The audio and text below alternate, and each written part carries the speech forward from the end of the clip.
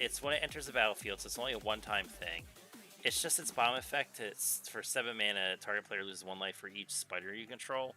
Now, there's a lot of ways to poop out spiders. There's a lot of different effects, and some of them even related to the graveyard. But then again, I think you're following that same trap where it's like, okay, well, I have to run a somewhat graveyard strategy. Like, I can't just build a normal tribal deck with like 5 instances of sorceries. Like, you need to fill up your graveyard a little bit. And it's just like I said, it enters, you make the spiders cool. You care, I think, more about its bomb effect than anything to make spider tribal. Now, we've had some new ways to generate spiders. But, like, the spider tribe feels very lacking at times. It does have a combo also, so.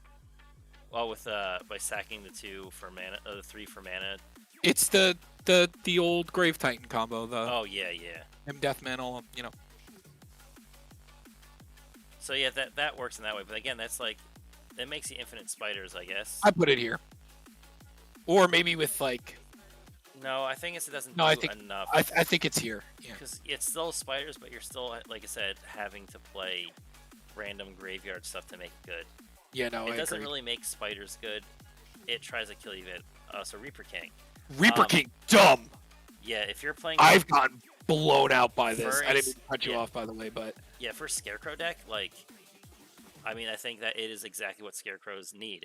It destroys things from just them entering, and it buffs them. I mean, what's not to love about it? And you get all 5 colors, so every Scarecrow is open to you.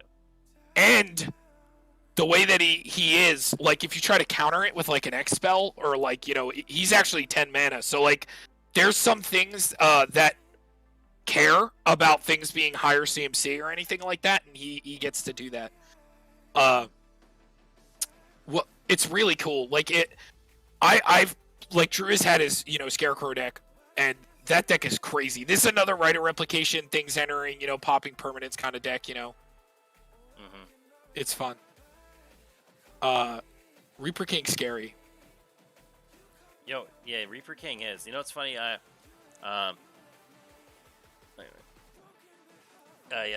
When I had played against a Reaper King, well, not played against, but with the Reaper King for an EDH, kind of like a 2-head giant thing at my buddy Charlie's house, I would actually a lot of times wait for my opponent to play, my teammate to play Reaper King, because my opponents would always try to respond to it because they didn't want him around. Because if he did, it was scary, and then it'll let me combo off with Urza.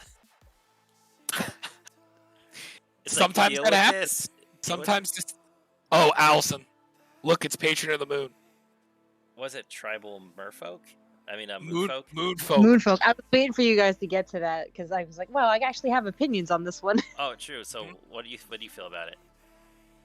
So I saw this deck as like a budget build, I think on an MTG Goldfish or something, and it looked really fun, especially because, you know, Moonfolks, I named the deck in the name of the moon and just had a good time with it. And then it was pretty slow, and it was the first deck that I built. It was tribal, but it had a couple combos in it.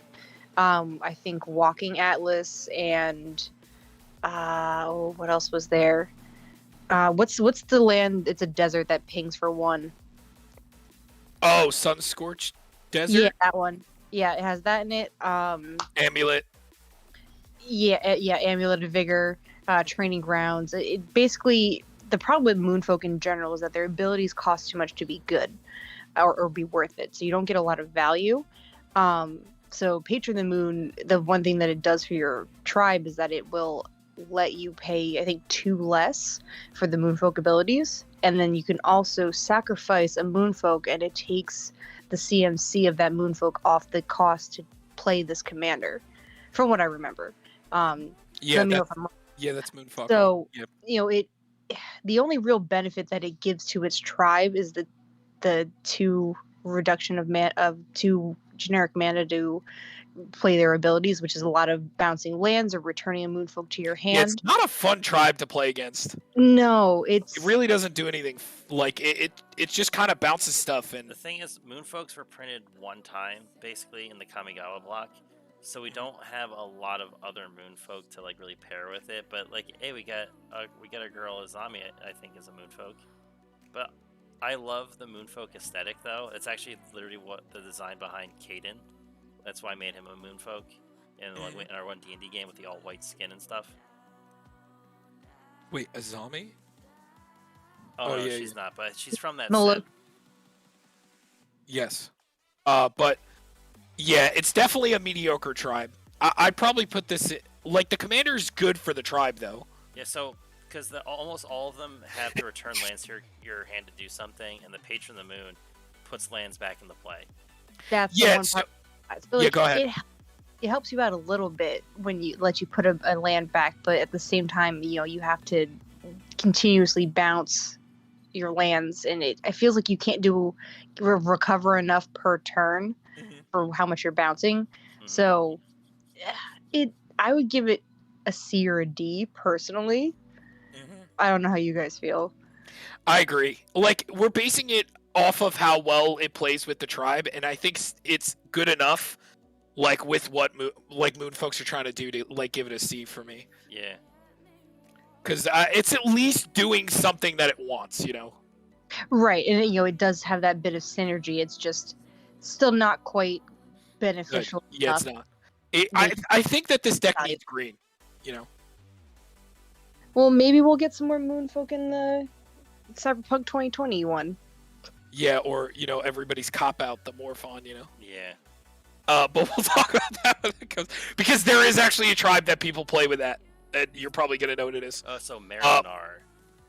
Marinar is actually really good, Yo, he gives rats fear, and then he makes a lot of rats. and playing this with the rats that are all bigger, like this is a really good deck. And there's like 4 or 5 combos with this commander. So yeah, Like, I think he'd go towards the top. I agree. I think he's like A easily. Like, probably. Yeah, somewhere around here. Like, because the fear part is so good.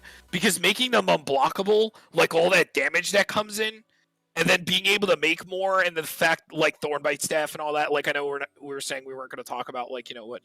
But, like, even just the rat, like, there are some okay rats. We've actually gotten some pretty good rats recently. All right, Allison. Bear. My girl. Mm-hmm. Yeah, I mean, so in terms of what she does for the tribe, it's pretty good. She doesn't make your bears cost less, but when you do play one, you get to, put a 2+1/+1 counters or have your bear fight. So, yeah, she synergizes well. I agree. She's basically, like Derek was explaining, it's just double bearing is what it does. Yes. Because it's just making a bear more of a bear. And the fighting part makes it good for me. It is doing the punchies, so like that plays really well with the tribe. And it is green, so like, it doesn't really need more colors. Like, it's always helpful, but like green is the most important thing that I want to see for most tribes. Unless we're talking about like other things like zombies or things like that. But like I think she's like, I want to say like a B. Derek, what do you think? Yeah, I guess so. Yeah, because for the tribe, like, it does kind of what bears want to do. Just make them bigger or remove issues. Because it's kind of like comparing it to Azuri. Mm-hmm. Azuri and elves make a crap ton of mana. So Azuri is protecting them and pumping them. So yeah, Ayula is pumping them, but not nearly as much as Azuri is doing.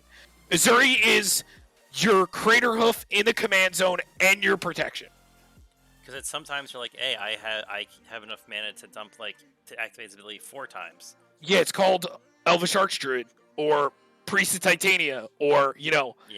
Circle of the Dreams Druid. Like, there's a million things that do it that tap for a million mana. Like, thank God Raphaelos is banned, because now we got Yavi Maya, but, Yeah. Alright, getting into the... Okay, when I made a tier list once, like, years ago, in our chat. Me and Xavier made, like, a tier list of what we consider the best tribes. I put Slivers first, hands down. I don't think that there is a better tribe that synergizes with itself and has literally every mechanic and effect you need on a card. It has aura shards built in, a Vindicate sliver, a Banishing Light sliver, one that draws, one that gives them every single keyword in the fucking game. Like, but that's Sliver's design. They're all slivers of right. like a big when they all come together. And So then, yeah, go ahead. The tribe, as I like to call them, like the best tribe. There's not a better tribe. Hands down, they are the best tribe. There's not even a debate about it. Like, so, go ahead. Yeah. No, with the first sliver though, my one thing we'll say about it is, it makes your slivers find more slivers, but it doesn't give slivers anything else besides that. But I guess that's kind of cool. That's busted, because remember, it's slivers cascade to slivers cascade to slivers. So you keep going until you hit 0. Yeah, true. Because the slivers you cascade into have cascade. So yeah, I guess that's true, because that's right. Busted. You don't need slivers. You don't need a commander to give the slivers something when like half the deck. Oh, slivers just do that in general. Yeah, like when we get to the other one, Hive Lord and something. Is it not here? That one. Oh yeah, here. This is the best one, but we'll get to that. I'm gonna put him at A. Or you know what? They're so good though, but it's what First Sliver is doing for the deck though, right? So maybe like here, because you could get not amazing ones. It's definitely better than Azuri though. Or you just hit maybe you hit your mana source or a mana rock along the way instead of hitting another sliver. It is a gamble. I know we're not, Tom. This list would be very different if we were. You're right. You're right. You're totally right. Yeah. For when I was looking at decks to make first, and I was like, oh, Sliver Tribal. Like, I like them. They're kind of spooky, creepy. Like, this could be fun. Like, can I do this? And you're like, well, yeah, but it's going to cost you literally an arm and a leg. Yeah, I told her, like, most Sliver. Okay, 1, because it's your first 5-card deck. And 2, I was like, because the land base alone is going to be close to, like, $700. Because you go in on your land bases. And, plus Cavern. And then most of the Slivers, like, 3 of the Slivers are over $100 each. Like, and it's insane how expensive slivers are. Like, they're one of the most expensive tribes. Like, for the longest time, I believe this one only had 1 printing. Yeah. It's Sliver Queen, and I think... Oh, no, Sliver Legion got a reprint in Time Spiral. No, it did. It got... Yeah, in Time Spiral. Yep, Legion. Yep. It's Legion here? I think I have Legion. No, I have the Hive Lord. I don't think it's as popular because giving the lead. It's the coat of arms, yeah. The thing is because that just gives a +1/+1 for each other sliver on the battlefield, which is cool. But the other ones get you more slivers, which is really important for slivers. You don't want to just make the board bigger. You want to keep getting more slivers. Yeah, Allison, if you ever wanted to just like make your last tribal deck ever, slivers would be a good place to stop, because it does not get better than that. Like, making a dragons deck, an elves deck, or slivers, it does not get much better than that. Because literally every sliver says all slivers, or each sliver you control, or slivers you control. It's on the beginning of every single sliver. Like I said, if we take a look at some of the slivers, and then there's 3 ones that tap for mana, there's the one that you can sack them to make a black. Which, we'll talk more about that when we get to the other one, because that one plays with those more. So, all right, Derek, you can talk about this one, because you've made the... Cool caller. Gisa is a really cool... So, the thing is, okay, so you would say that, okay, she's for a zombie commander, but she sacrificed another creature. It doesn't have to be a zombie, and she just makes zombies. So, in a sense, she's not actually any tribal. People just play her for zombies because she makes zombies. But for the strategy itself, like... She's cool. If you have a sliver, if you have a zombie lord, maybe like here. I think she fall down into that point because like probably better than all of these though. She's good because she's just a token generator. I think Shalai's better than these also, and then the patron's better than this. Well, as just a better card, but like maybe not better tribal card. I don't know. I think this is a better tribal card. But speaking of the even just making a bunch of black zombies, because you can make them pretty big. Here we go, the one that made the tribe possible. Yeah, he's the only one. Yeah, he's so good. We had a lot of fun building him, and I'm really excited to actually get him together. Yeah, it turned out really well, believe it or not. Yeah. You know, it's funny. He is now above Atali as a commander. I'm surprised. Is Lathless up? Because Kranko's probably number 1, right? Yeah. Yeah, and then is Lathless? Lathless is pretty high up there, yeah, for Yeah. dragons. Well, just for mono red, In right? top 10, it's number 10. Yeah, I knew it was somewhere. And that's around there. all mono red commanders, though. Yeah. So, all right, talk about your boy Derek, the Devil Man. We just built this Yeah, deck. so when devils attack someone, you and that player draw a card and discard a card at random. And whenever a player draws a card that isn't a devil, you make a 1/1. That isn't whenever the player draws a card except for the first card each turn, you get or if it isn't their turn, you get a 1/1 devil, and all of the devils they make are the ones that burn for damage.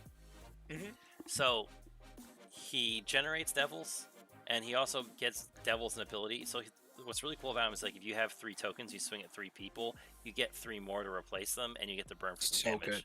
It's so good. It is really cool, and it's pretty cheap, and it's like a mana cost to start getting them out. Like he's a soul ring away from being a turn 2. It's cool. And, I like him a lot. like you don't care about getting blocked really because you want them to die. Like because you want the burn effect, you're just gonna get more. Yeah, because we ended up playing not to, but there's a lot of really good red cards that make them deal a lot more damage, which is how we played it. So like blocking them felt really bad. Yeah. And then also Skull Clamp, he's a good Skull Clamp commander because you get to deal damage. Like, it's actually really good, believe it or not. I'd put him in A. I'd honestly say A or B. Yeah, and the thing easily. is, also the other really part about it, he's like very chaotic in a sense where like he's messing with your opponent's hands because it's discard at random. So your opponent goes, okay, shuffle, shuffle. I discard the card that I really wanted to keep. Rip. So, next we got. I think Ayula's better than these two, by the way. Yeah. So Krankle, the boy, the best Goblin commander to ever Goblin. Yeah, I think he's gonna have to go into S. Yeah, hands down. Goblins. I know it seems. Oh, yeah, go ahead. Yeah. Goblins want to go wide.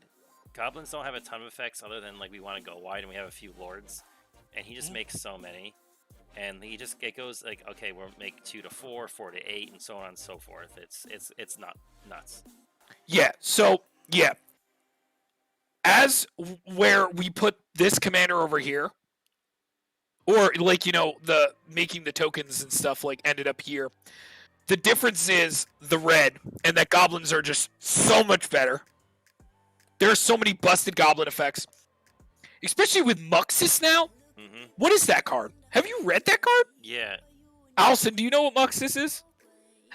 That one I do not know. I'm gonna show you. This card's cracked. Teach me. Look at this. Read it. When Muxus Goblin Grandy enters the battlefield, reveal the top 6 cards of your library. Put all Goblin cards with mana value 5 or less from among them onto the battlefield, and the rest of the bottom of your library in a random order. Whenever Muxus attacks, it gets +1/+1 from the end turn for each other Goblin you control. So he's like, okay, look at the top. We put some Goblins into play, and then when we attack, we go even more Goblining.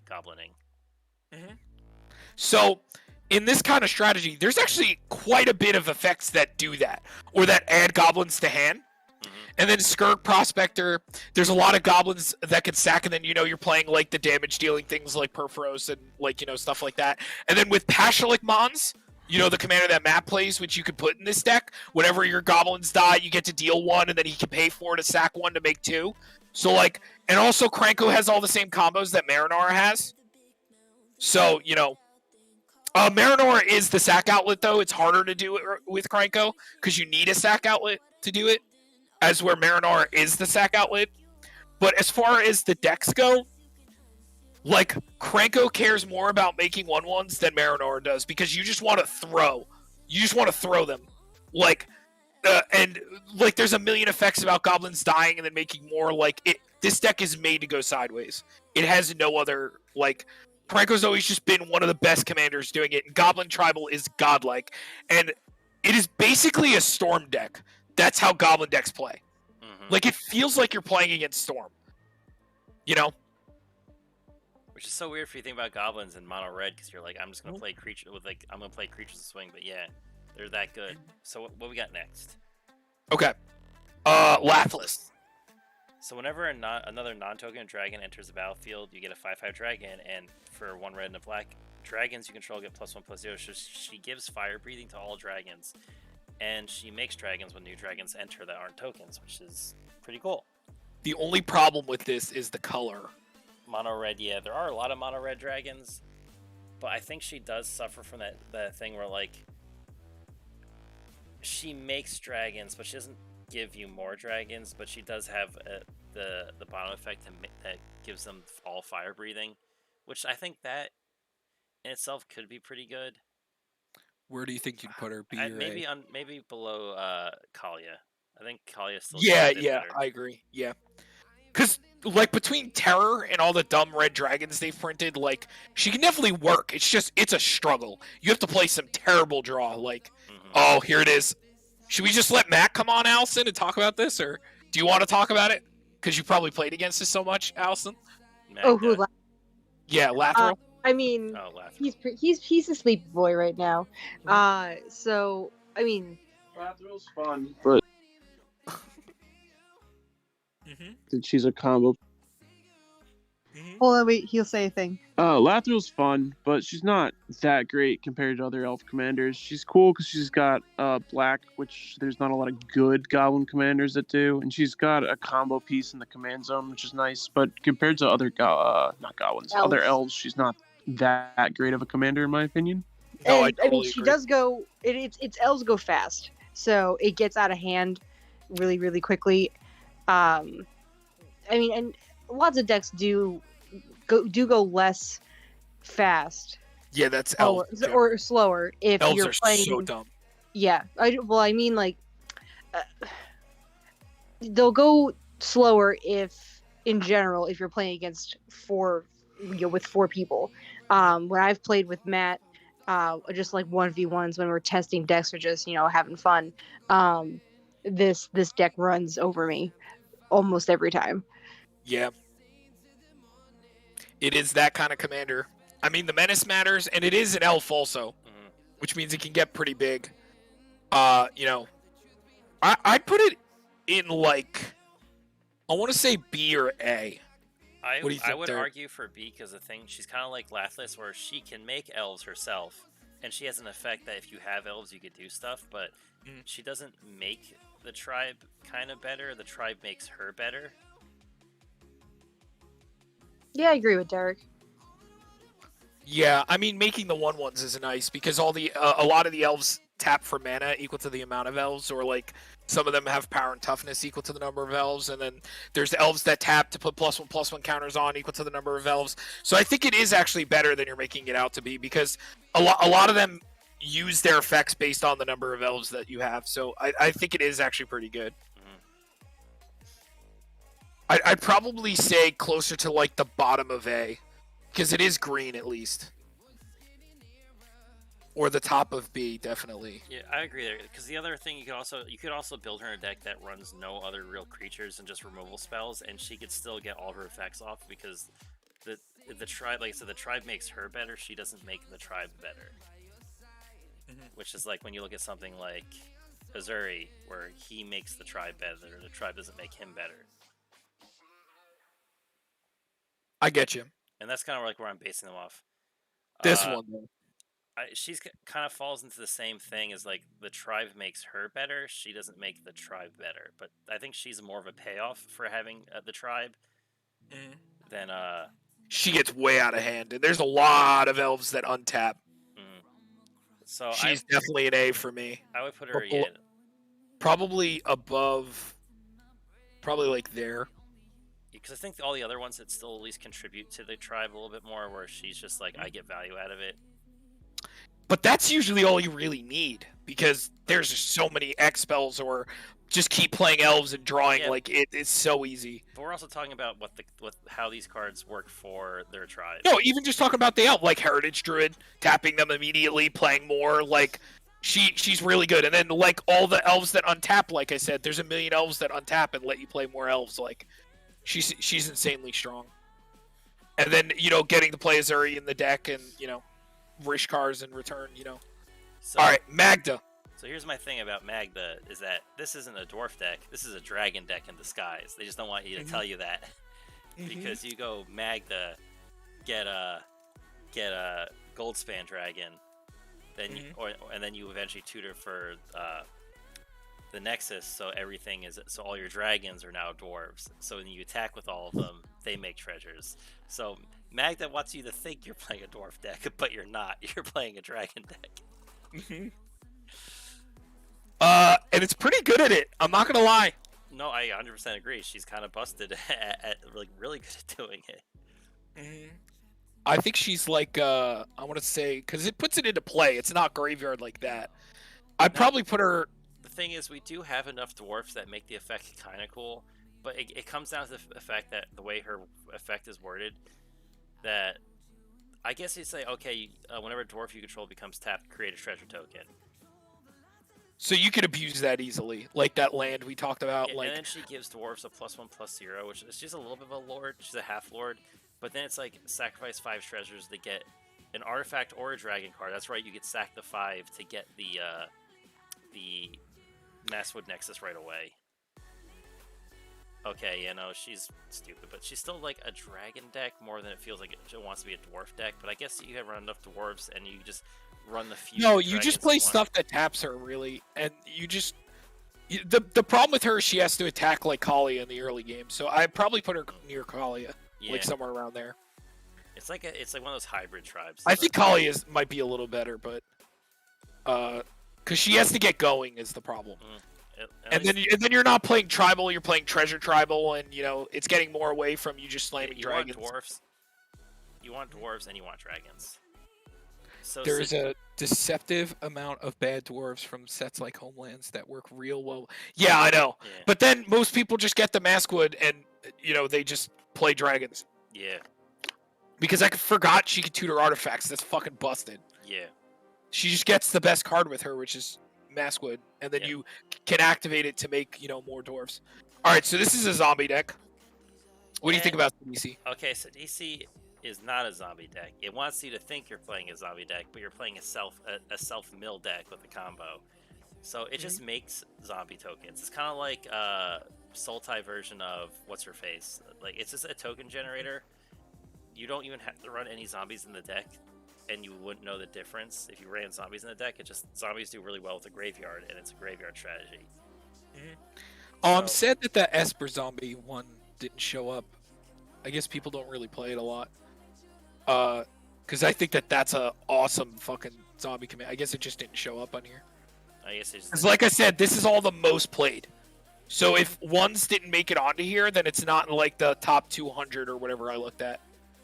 I'd put her in like somewhere around here. It's kind of weird because I think she is really played more than like Jissa and Drolf for zombies. Yeah, but Jissa Drolf was still in the top like 200. Oh, it might. This wasn't like the top.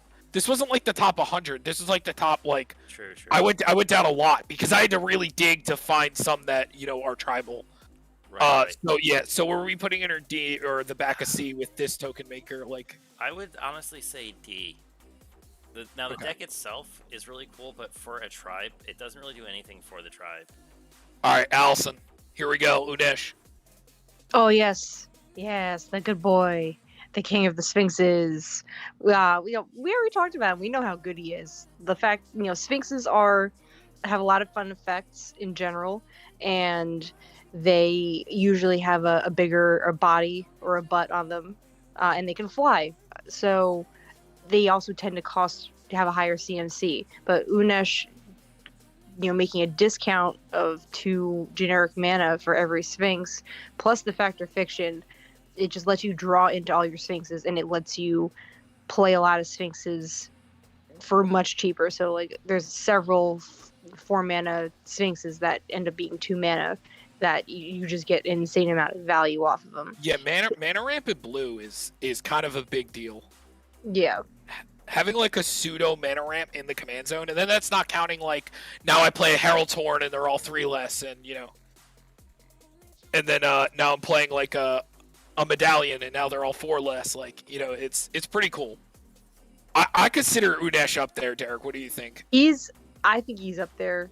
Yeah, for the Sphinx tribe, it makes them cheaper, and you get an effect out of just playing Sphinxes. So probably around a zombie, right? With just like degenerate amount of value. Yeah, might drop it down just a little bit because most Sphinxes are generically a little bit worse than like the rest Right. of them.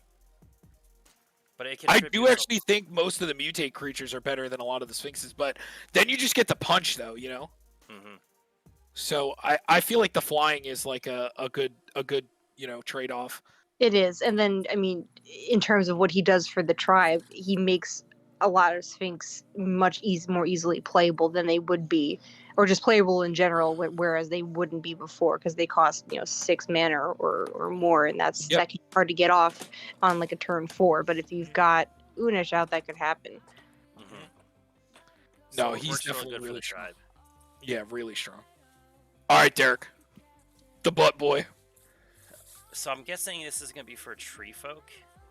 Yeah, Like, I guess it's good for tree folk in the sense that like tree folks usually have big butts, but like it's not specific. It's not specifically designed for tree folk. So this is like, the only one that came up, and I saw it, and I was like, all right, so this is at least like tree folk. People have played this as tree folk commander.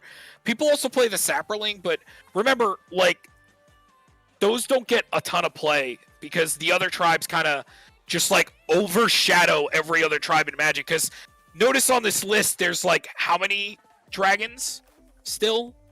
How many have we talked about? And Yeah. there's still another dragon on here, right? And we have and there's 2 more slivers and like 3 more zombie commanders. Like, so a lot of the tribes that people really like kind of outweigh the like Kumena. Like, people don't really play a ton of merfolk, really. Oh, there's 2 merfolk, actually. But, like, it's hard to see those. Because, like I said, there's that Esper Dragon. I'm really surprised that Esper Zombie isn't up there also. yeah, I'm surprised. That's actually a really, really popular commander. Maybe it's one of those It's things. really good. Maybe it's one of those things that got accidentally missed. I think this is not that good. No, yeah, for like a tribe, it can be. Now this next thing, Noodle Gargos. Noodle Girl herself. It makes Hydras cost less, and Hydras have X in their mana cost a lot of times, and it's 4 less. That's a huge amount. Mm-hmm. And And then the whenever a second creature part? you control becomes a target of a spell, Gargos Rocher fights of the one target creature you don't control. So that part's kind of cool.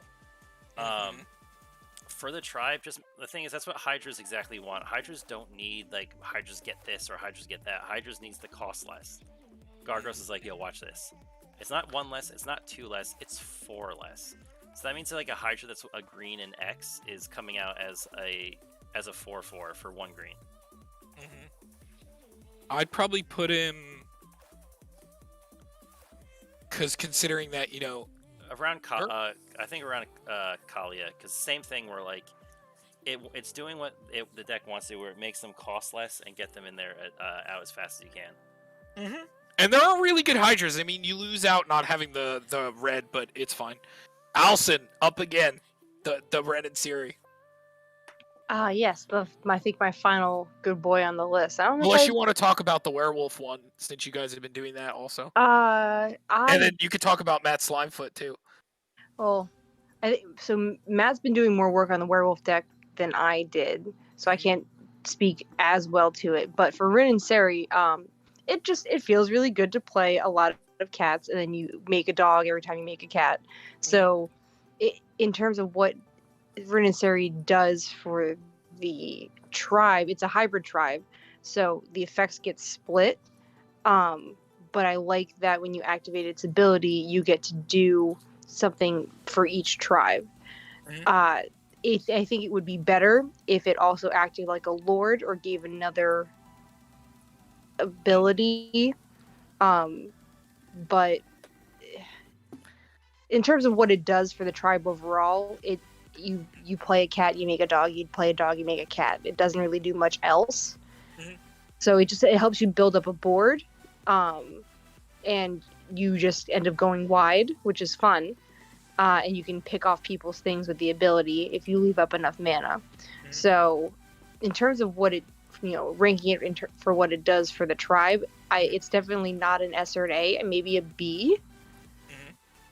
I think I agree. Because I think the one big problem that Run and Siri runs into is the amount of dogs that you can have. Because a lot of the cats make tokens of cats, and like he makes the dog tokens, but like, you know, it's never like enough usually to deal like some real damage. And also they're usually not getting lorded. They usually just sit back as chump blockers, which I guess is fine.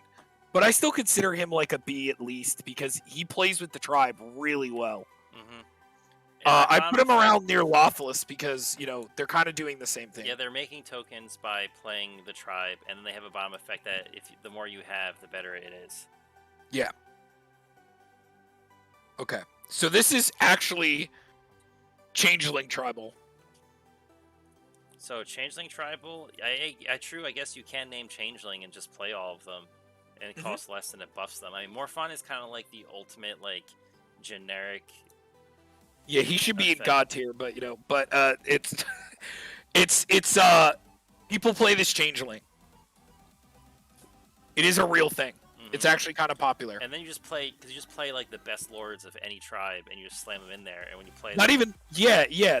Dude, do you know how much like, you know the white dinosaur that destroys all non-dinosaurs? Like, that works in the deck. Crux of Fate. Like, there's so many things. Or, Zombie Apocalypse. Yeah, or reanimate all zombies. Or you can play Rooftop Storm and cast all your Changelings for free. Yep, Rooftop, yep. Dude, Changelings actually do some shit. Like, but that's not just the tribe, though. That's, like, the cards you play in the deck. But, you know, they're still pretty okay, you know?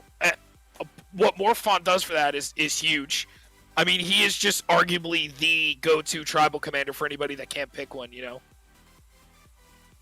And it's funny, also think about it, you could also run, like, a sliver or two. Yeah. Because it still works. Dude, that's the thing. It's however you feel. Like, do you want to go aggro and play a lot of lords? Or do you want to... I never think about this. Why not just play Liliana's Contract in a tribal Changeling deck? Because they're all demons with different names. You win the game if you have 4 or more. Yeah, you just win the game, yeah. Dude, Changeling Tribal has some fucking shit, dude. So this next one, speaking of 5 colors... Oh, so where are we putting him? I'd probably say B. Yeah. Like, because, like, Changelings aren't amazing, you know? He's a very generic effect. He's meant to be your tribal leader when you don't have a good tribal lord. And it's not a great thing, I would say. But, yeah. Probably in the mana making, you know, category. But as where the elves are different, because elves with mana is a completely different story. So this one just gives them indestructible. That's actually really important, I think, considering that if you start picking off like the really strong ones, slivers fall apart. That's Sliver's biggest issue, is getting dealt with. So having a commander that is a blanket protection for them is kind of nice to have. Yeah, I'd probably lean it somewhere around here still. I don't know if it gets into A. I mean, it is slivers, though. How could it not get into A? I would put him into A just because he's doing what's really important. Because the thing is, you're never gonna get too many effects from newer slivers, well, older slivers or newer slivers, whatever. Because every sliver has one effect that is applied to all slivers. So you're very rarely you're gonna get like even like the first sliver. You just like sliver spells. You have Cascade. He gives one effect to slivers. But it's just that good enough, and Sliver Hive Lord kind of falls in that same thing. And I agree. He's like your really good protection piece. You definitely play him in the deck because when we talk about this one, oh my god, it does some fucking shenanigans. Chatterfang. Okay, so Squirrel Tribal, even though it's not, it's a really good Squirrel commander. Chatterfang is absolutely insane. So me and Matt are one of our best friends from high school. She just started playing Magic, and her boyfriend helped her build Chatterfang as her first deck. But he's been playing for a long time, so he had a ton of really good cards to put into it, and it absolutely just wipes the floor with you. It goes really fast, and what's the combo piece? Pitiless Plunder. That one, yeah. Yep. Yeah. I mean, it's not a squirrel, but this deck is ridiculous. Like, Chatterfang is because all squirrels do is make squirrels. Like, that's the only thing squirrels do. All the squirrels. Also, squirrels get big depending on the number of squirrels you have. Also, so We've also Ta- had like- so many new squirrels too. I feel like he's an A tier easily. You know, I kind of agree. I mean, my one thing I'll say about him though, is that he makes squirrel tokens if you have a token generator. He doesn't make them himself, but he does sacrifice squirrels to kill something. Mhm. So it kind of feels like it's somewhat mid-hybrid, but I guess a lot of squirrels that's their niche is making tokens. So like I guess yeah, no, I think it'd be good. And then like like the aura that goes on the land, and you make a 1/1. Squirrel net. Oh, here we go. Oh, Derek, it's our Dex. Yeah. So just in draw. Hosky is better Squirrel Commander. Facts. You just play him in there. Okay, Derek. So, I will say that I think as a zombie commander, Jissa and Geralf, as much as cool as the other dude is, the Rot Cleaver is, I think I like the resilience that Jissa and Geralf brings to the table a lot more. I'm gonna agree with you because I think people undervalue how much a cast from the graveyard is. Like, or a free reanimation in a black deck. Like, it's why Marin and Nethroi and Muldrotha are like 3 of the godliest commanders in the game, and they always will be. Because those effects to reanimate things, and Carador still, all still gonna be like some of the best commanders of all time, just because that resiliency of being able to play things out of grave. And also zombies, I put them I think 5th highest. I think I did slivers, dragons, elves, goblins, zombies, goblins, somewhere around there for the top 5, and then everything else just kind of went after. But I guess it's an argument. Do you think zombies is better than goblins? Honest opinion. I'm gonna say yes. I'm gonna before you give your just my thing about it before you talk about it, because we both played these types of decks a lot. Our entire Magic career, we've had a deck like this. So considering that they have tutoring, dumping, making everybody sack creatures, real removal, actual resiliency, you're in a color that plays well with your tribe. I mean, Goblins has red, which plays well with that strategy. We can also get just as out of hand as Goblins does. The Swamp Walk with Urborg is a huge thing. We also have ones that regenerate. We have endless Ranks of the Dead, because of CDC and the removal that this kind of strategy gets to play, and then being in blue, being able to protect better, and the milling and being able to play out of our graveyard better. As we're Goblins, if the board gets dealt with, that's usually it. For us, we're Zombie Apocalypse, Living Death, Rise from the Dark Realms. Tom, you remember when I had in the mono black zombie deck in Modern that I had put together? Yeah. And someone was like, I remember at one point, it's I'm going to wipe your board. And the next turn, back to my turn, there's now 8 zombies on the board. He's like, why do I even try? Half of those were the ones that I killed and they're back. Yeah. And there's just so many good effects. And now there's the blue one that gives them flying. So that's the thing I was going to say about the difference between goblins and zombies. I think zombies' effects overall are a little bit better than goblins. Goblins definitely are a heavy go wide strategy, but they're quicker. They're quicker, but they fall apart to being removal. And trying to kill the whole table. They have combos, but zombies have just as many combos. Mikaeus alone, makes goblins look bad. Mikaeus combos with so many things. And he's also just a good card to play because he doubles all your creatures. So then where would you put Jissa Geralf for the tribe? Because I think she's doing exactly what they're doing, what the tribe wants. It's getting him into the graveyard. Probably A. I don't say it was the S tier because it doesn't help them. It just makes them more resilient. Considering how ridiculous zombies are, I'd probably put it somewhere around here. Because again, the combos, even with just zombies, not counting just Rooftop Storm as a card. How could you beat Rooftop Storm? That card is cracked. I combo with Rooftop Storm on accident. Also, guess who's a zombie? One of the most played win conditions of all time, Grey Merchant. So that's a bloody zombie. Guess what Jissa Geralf gets to do? You get to play that every goddamn turn. Yeah. So we have another zombie dude at the bottom. Will help. He's gonna be good in the deck. You should pick him up and try to play him. He is in the deck. I opened him in. Okay, a pack. good. I opened him as a pack because it's the ones that have like the extra cards in the back, and he was one of the cards I pulled. I was like, I pulled a commander from. Oh, cool. There's a lot of really good new cards to play from the deck. You should pick it up.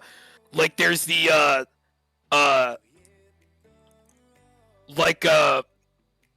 fucking the blue one that gives them flying. Yeah. There's that random spell that like you can sack zombies to like play ones off the top for free. Like there's a lot of new fun stuff to play with. Like and there's that new beholder that makes 2/2 if your creatures die in combat. The Death Tyrant. Yeah, the Death Tyrant. Yeah. So, but all right, what do you think about him? So I think he might overall play with the tribe better as a card. Well, he's also a turtle. There's also a turtle. There's also a turtle.